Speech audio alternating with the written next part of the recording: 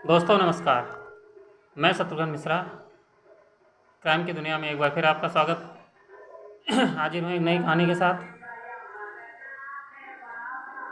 कहानी है 1995 तंदूर कांड। तंदूर कांड देश की सब बहुत बड़ी और भयानक घटना है। कहानी की शुरुआत होती है 2 जुलाई 1995। 2 जुलाई 1995 दिल्ली का होटल यात्री निवास, जो दिल्ली के पॉश एरिया जनपद पे मौजूद है,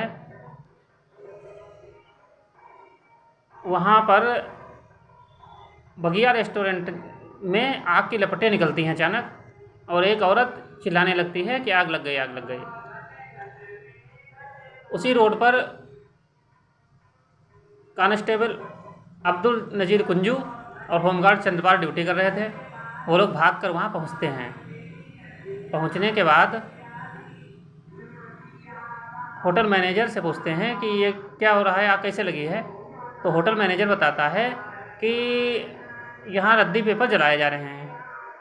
लेकिन सिपाही इनकी बात से संतुष्ट नहीं होता है और अंदर जाने की कोशिश करता है, तो ये मैनेजर उनको गेट पर रोक देता है। अब गेट पर रोक देता है, लेकिन होमगार्ड जो है एक सिपाही पीछे से फांद के जाता है तो देखता है कि ये एक इंसानी लाश जल रही है। वो चुपचाप वहाँ चला जाता है और अनजान बना लेता है। उसके बाद अपने थाने में एसएचओ को सूचित करता है। पुलिस द्वारा फायर ब्रिगेड की गाड़ी बुलाई जाती है और आग जो है बुझाई जाती है और लाश को पुलिस अपने कब्जे में लेती है। वहाँ लोग जब पुलिस पहुँचती है, 2 लोग मौजूद थे होटल में, होटल मैनेजर और केशव कुमार और सुशील शर्मा। पुलिस को चकमा देकर सुशील शर्मा भाग जाता है। होटल मैनेजर अरेस्ट किया जाता है। तो उसके द्वारा ये जो कहानी सुनाई जाती है, ये कहानी यह है। कहानी दोस्तों यह है कि होटल मैनेजर बताता है केशव कुमार कि जो पुलिस पूछती है जो भागा दूसरा आदमी कौन था, तो वो बताता है यही इस होटल और रेस्टोरेंट का मालिक सुशील शर्मा है। इसके बारे में जब दिल्ली पुलिस पता करती है तो ये कोई मामूली, सुशील शर्मा मामूली आदमी नहीं थे। दिल्ली कांग्रेस का युवा चेहरा और कांग्रेस का यूथ पार्टी का अध्यक्ष था। कहानी होती है, कहानी शुरुआत सुशील शर्मा और उनकी पत्नी नैना साहनी। नैना साहनी सुशील शर्मा के साथ लिव इन में रह रही थी,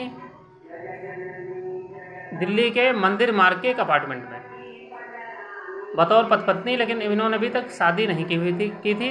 अब इसी बात को लेकर झगड़ा होता है इन लोगों में। सुशील शर्मा झगड़े मतलब ऐसे रहना चाहता था लिव इन में, और जो इनकी जो नैना साहनी थी, ये कह रही थी कि शादी को समाज में ओपन करो, समाज मतलब जाने कि हम लोग पति पत्नी हैं। इस बात पे झगड़ा होता था, लेकिन ये टाल मटोल कर रहा था। जब नैना साहनी को लगता है कि ये शादी को समाज में उजागर नहीं करेगा, हमको ऐसे इस्तेमाल करके छोड़ देगा, तो नैना साहनी इसे छुटकारा पाना चाहती हैं और अपने पुराने दोस्त अब मतलूम करीम से दोस्ती करती हैं। उनकी पहले दोस्ती थी, उनसे बातचीत करती हैं और ये पायलट, कमर्शियल पायलट की ट्रेनिंग किए हुए थे। तो ये सोचती हैं विदेश जाकर चले जाएंगे और वहाँ जो है अपने कमर्शियल पायलट बन जाएंगे, वहीं रहेंगे, शिफ्ट हो जाएंगे।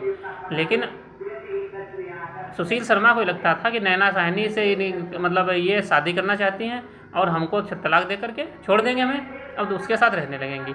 इस बात को लेकर झगड़ा होता है। जिस दिन 2 जुलाई 1995 की रात को सुशील शर्मा आता है, तो ये नैना साहनी फ़ोन पर बात कर रही थी। और बात करने के बाद ये सुशील शर्मा पूछता है किससे बात कर रही हो, तो नैना साहनी बोलती हैं कि हम अपने घर पे बात कर रहे हैं, घर वालों से। लेकिन जब नैना साहनी दूसरे कमरे में चली जाती हैं, उसके बाद सुशील शर्मा इनके फ़ोन को रिडायल करता है, मोबाइल को, तो उधर से मतलूम करीम बोल रहा था। तो सुशील शर्मा समझ जाते हैं कि नैना साहनी मतलूम करीम से बात कर रही हैं। इस बात को लेकर झगड़ा होता है। सुशील शर्मा से नैना साहनी बोलती हैं कि हम आत्महत्या करने जा रहे हैं, एक सुसाइड नोट भी लिखती हैं, पिस्टल से फायर करती हैं, लेकिन वो गोली किसी लगी नहीं थी। इसके बाद सुशील शर्मा इधर बाहर चला जाता है, अब फ्लैट के बाहर लॉन में, तब तक गोली चलने की आवाज़ आती है। फिर वो दौड़ के आता है, अब फिर ये नशे में होते हैं तो फिर झगड़ा फिर होता है। अब रिवाल्वर सुशील शर्मा जो है नैना साहनी के ऊपर पिस्टल से गोली दाग देता है। पहली गोली नहीं लगती है, इसके बाद दूसरी गोली नैना साहनी के गर्दन में लगती है। नैना साहनी को संभलती, इससे पहले तीसरी गोली निकलती है, तीसरी गोली इनके सीने में लगती है। नैना साहनी खून से लथपथ होकर गिर जाती हैं। गिरने के बाद नैना साहनी मर चुकी थी। अब ये चिल्लाता रोता है। उसके बाद 5 मिनट बाद होश में जब आता है, उसके बाद जो है ये लाश को देखता है बाहर जाकर कि बाहर चहल पहल तो नहीं है, पब्लिक पड़ोसियों ने सुनी तो नहीं आवाज़ है, लेकिन वहाँ कोई गतिविधि नहीं थी। फिर इसके बाद ये फ्लैट में ताला लगा के फ्लैट में जाता है। उसके बाद पॉलीथीन लाता है, लाश पैक करता है, घसीट कर अपनी मारुति 800 कार में लाश को ले जाता है। लाश को ले जाने के बाद कार में रखता है। कार में जाने के बाद ये देखता है फेंकने की जो जुगाड़ बनाता है। जब जुगाड़ सोचता है कि नदी पर फेंक देंगे, नदी में, फिर ये ITO रोड पे जाता है, वहाँ चहल पहल थी तो इस कारण वहाँ लाश नहीं फेंक पाया। इसके बाद ये कुछ रास्ता नहीं सोचता, तब ये रेस्टोरेंट में जाता है और रेस्टोरेंट को खाली करवाता है। पूरे स्टाफ को मैनेजर कहता है कि सब लोग हटाओ सबको और खाली कराओ। इसके बाद खाली कराने के बाद ये नैना साहनी के सबको मैनेजर और ये दोनों लोग मिलके तंदूर पे रखते हैं, जलाने की कोशिश करते हैं, लेकिन वहाँ ऐसे तो लाश जलेगी नहीं। फिर कागज़ों से जलाते हैं तब भी नहीं जलती। मक्खन के पैकेट डाला जाता है, तब लाश आग पकड़ लेती है।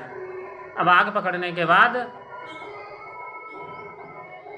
जल रही थी, लपटें इतनी तेज़ हो जाती है कि ये लोग लाश जलाने में मतलब मशगूल थे, ये तो जान नहीं रहे थे लपटें कितनी जा रही हैं। तो बाहर जाती हैं तो सब्जी बेचने वाली लपटों को देखती है तो चिल्लाने लगती है।